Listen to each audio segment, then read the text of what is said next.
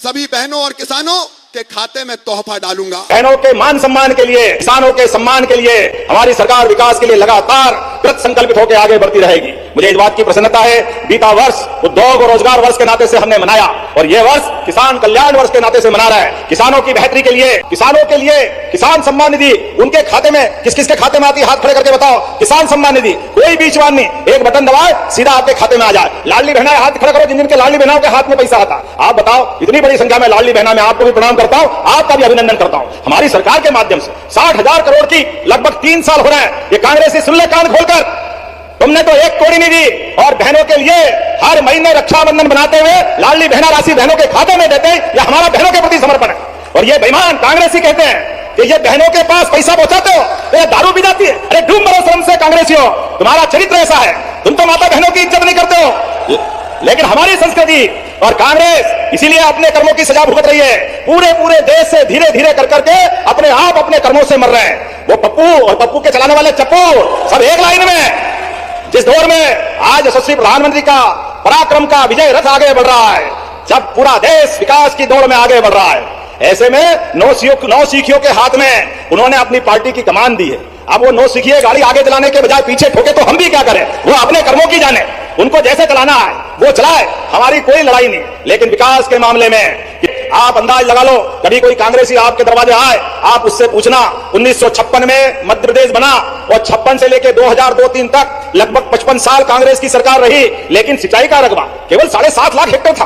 किसानों की आप अंदाज लगा लो, किसानों को आप बिजली पानी सड़क कुछ नहीं दे रहे थे। वो बंटाधार सरकार को याद करो। आज हमारे लिए अंदाज लगा लो, 2002-3 के बाद हमारी सरकार साध्वी उमा भारती, बाबूलाल जी गौर, शिवराज सिंह जी चौहान और हमारी सरकार में जब हमने सरकार बनाई तब 44 लाख हेक्टेयर तक सिंचाई का रकबा बढ़ा और आज वो 65 लाख हेक्टेयर तक सिंचाई का रकबा हुआ है। ये काम करने का तरीका है। और आने वाले समय में लाडली बहनों के लिए सबसे बड़ी खुशखबरी है, शिवराज के द्वारा सभी लाडली बहनों के खाते में डाला जाएगा और ये उपहार उनके बैंक अकाउंट में ही डाला जाएगा। और शिवराज के द्वारा यहाँ पे वचन दिया गया है। लाडली बहना तीसरा चरण को लेकर जिन जिन बहनों ने इंतजार कर रही थी उनके आवेदन शुरू हो जाएंगे। तो 21 साल से बहनों को 20 लाख लाडली बहनों को जोड़ा जाएगा और लाडली आवास का जिन जिन लोगों ने फॉर्म भरा था उनकी पहली किस्त भी उनके खाते में डाली जाएगी। जब हमारी सरकार का 5 साल का समय पूरा होगा, ये 1 करोड़ लाख हेक्टेयर तक होने वाला है, 100 लाख हेक्टेयर तक। ये हमारा सरकार का काम करने का तरीका। किसानों के लिए भी गेहूं जो 1956 में 90-95-100 रुपए कुंटल मिलता था, 2002-3 तक 55 साल तक केवल गेहूं 400-350 रुपए कुंटल ही भाव बढ़ाया। कांग्रेस के लिए हमने बहुत विकास करा।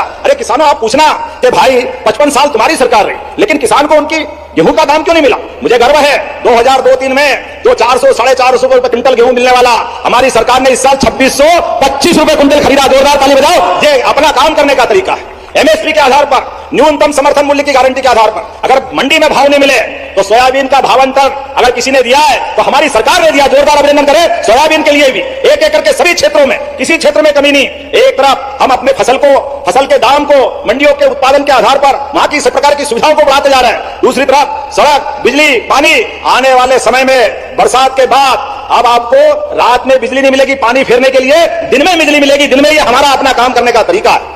किसानों के लिए ऐसे एक नहीं बहुत सारी बातें मैं बता सकता हूं, लेकिन सच में आज तो बहुत सारी सौगात महिदपुर को मिल रही है। चुनाव के बाद राजनीतिक रूप से लोकार्पण भूमि पूजन में, यद्यपि मैं डोंगला में तो आया था लेकिन एक कसक बाकी थी, महिदपुर सिटी में नहीं आया। महिदपुर के लोगों के बीच लोकार्पण भूमि पूजन करने के लिए आज बाबा महाकाल के आशीर्वाद से 19 कार्यों का लोकार्पण और 207.57 लाख 207 करोड़ 57 लाख की लागत से लोकार्पण कर रहे हैं। जोरदार अभिनंदन करें। ये हमारे काम करने का तरीका।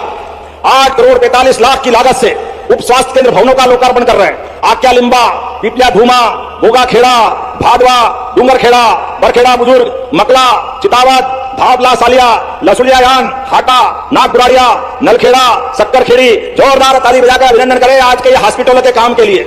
युवाओं के लिए भी कॉलेज का भवन लोकार्पण कर रहे हैं। शिक्षा के बलबूते पर भगवान कृष्ण अपने जीवन में श्री कृष्ण की यात्रा पूरी करते हुए मध्य प्रदेश आए। ऐसे में 4 करोड़ 35 लाख की लागत से नए भवन का लोकार्पण। जोरदार ताली बजाएं। लगभग ये बड़े पैमाने पर युवाओं को सौगात मिल रही। कन्या हायर सेकेंडरी स्कूल सेमलिया, शासकीय कन्या higher secondary school Mahidpur road, शासकीय हायर सेकेंडरी स्कूल कुंडीखेड़ा में 4 करोड़ 44 लाख की लागत से। जोरदार ताली बजाओ। अपनी बेटियों के लिए भी ये स्कूल का लोकार्पण हम कर रहे हैं।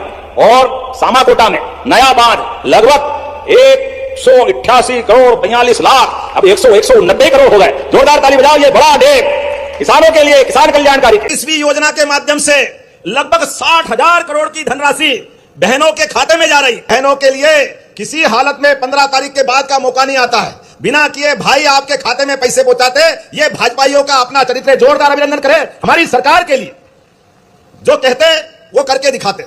बहनों के जीवन में अगर हाथ में पैसा आता है तो बहनें कोई बोलने की जरूरत नहीं, बहनें एक एक पैसे का सदुपयोग करते हुए पूरे परिवार की चिंता करती है। कई बार तो ऐसा लगता है हमको भी कि बहनें अपने पे अत्याचार कर रही है।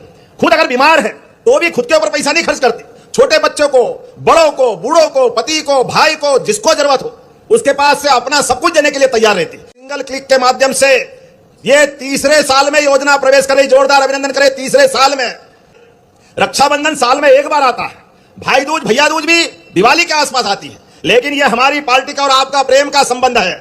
ये बहनों का अपना समर्पण है, उनके अपने मन का त्याग है। मैं आज वास्तव में अपने मन से, लेकिन इतना कष्ट होता है जब ये कांग्रेस के प्रदेश अध्यक्ष बेशर्मी से बोलते हैं ये लाडली बहनों को पैसा मत दो, ये दारू पी जाती है, ये शराब पी जाती है। शर्म आना चाहिए कांग्रेसियों, ये लाडली बहनों के प्रति तुम्हारी भावना है।